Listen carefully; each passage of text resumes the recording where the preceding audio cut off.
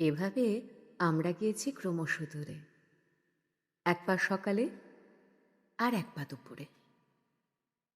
ভেবেছি আজকে না হয় সন্ধ্যা যাক, কাল কথা হবে, হেমন কি তারা, থাক।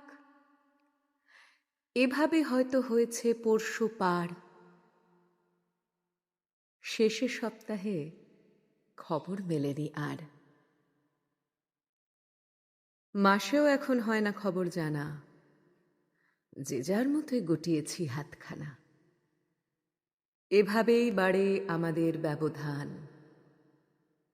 বছরের কারো জানি না তো সন্ধান। এভাবে আমরা ক্রমশই দূরে যাই, কতদিন হয় আমাদের দেখা নাই।